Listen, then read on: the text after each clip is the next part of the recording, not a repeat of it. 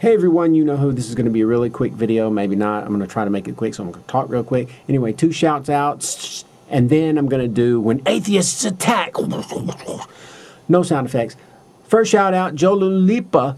He is a YouTuber. He's from the Dominican Republic, and he makes videos, and he's redoing my excavating the empty tomb in Spanish. Go check him out.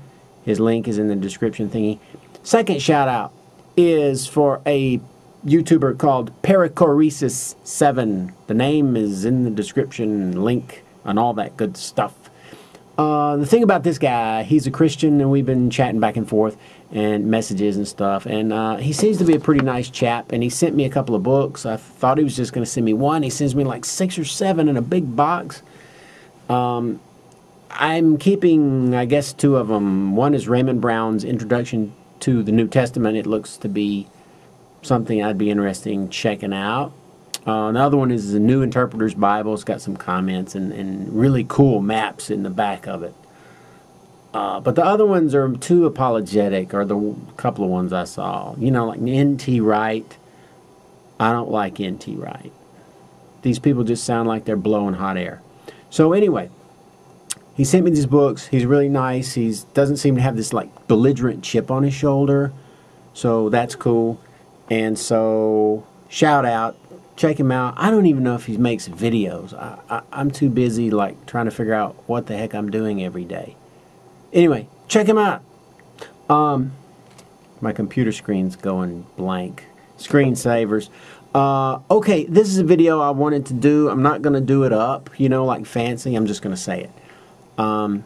But you know, Christians often accuse non-Christians of, you know, taking things out of context and misinterpreting the Bible and all this stuff.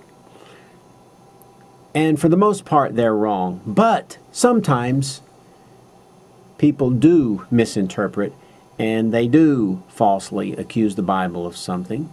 And so I thought I'd give a few examples where that happens, because most of my videos have been trying to show errors in the Bible and so forth. So this time I thought I would show some things that I think a lot of people sometimes falsely attack the Bible for. Not great grammar, but you get the point. The first one is the really big general idea that the Bible or that religion is a hoax. Okay. You know, a hoax is when people get together and decide to do something they know is fake in order to trick other people into thinking it's real. The reason the Bible isn't a hoax is because it was written over the course of 1,000 years by probably 100 different people. And so something that's spread out over 1,000 years, written by all these different people, you know, it's not going to be a hoax. There's no way they could all get together and go, you know, let's make this whole thing up. And so that never happened. A better question would be, is a particular book perhaps a hoax? Because the reason is, now we narrow it down to one author. For example, is the Gospel of Mark a hoax? See, that's a much better question, isn't it? Because one author could sit down and go, you know what I'm going to do is write a thing and trick other people into thinking it was real. So that's a much better question.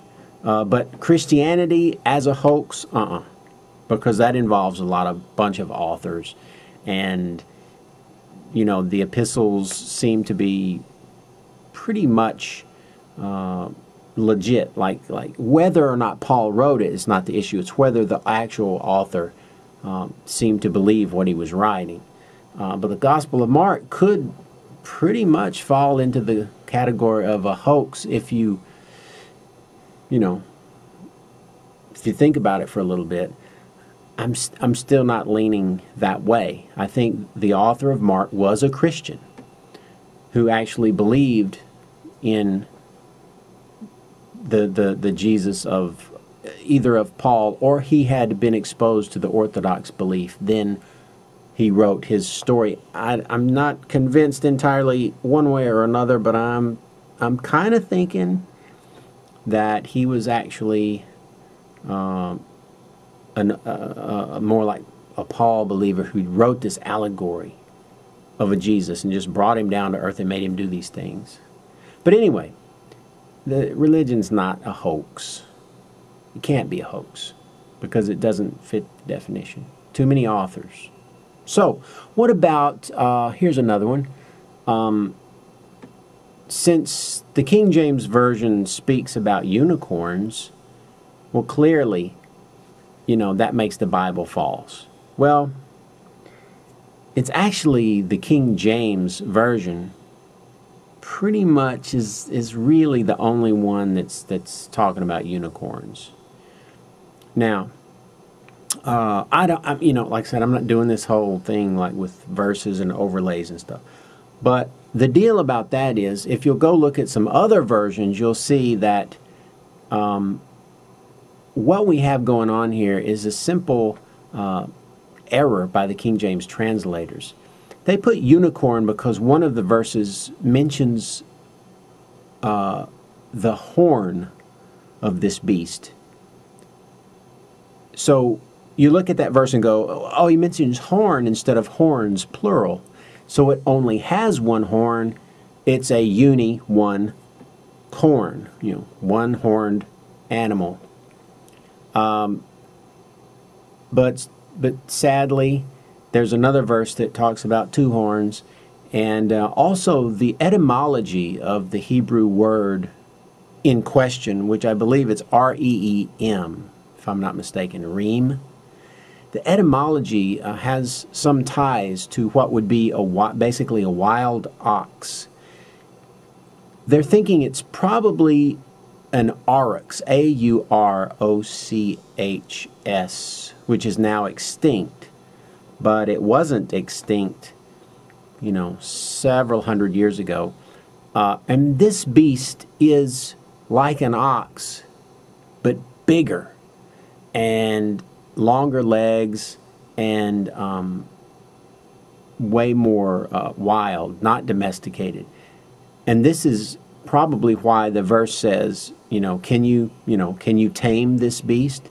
Because at that time, the author who wrote that probably knew that those types of ox were not out in the fields being used to plow like the other ox were.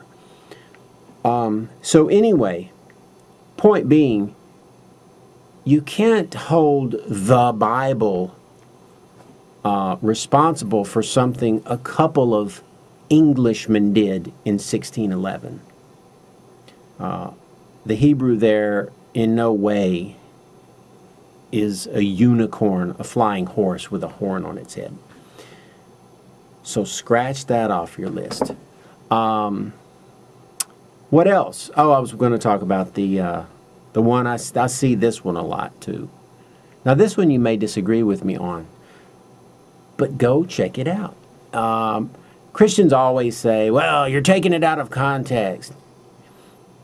And most of the time it's not true. But this time, it's the context, of course, that is the answer, really, to this riddle.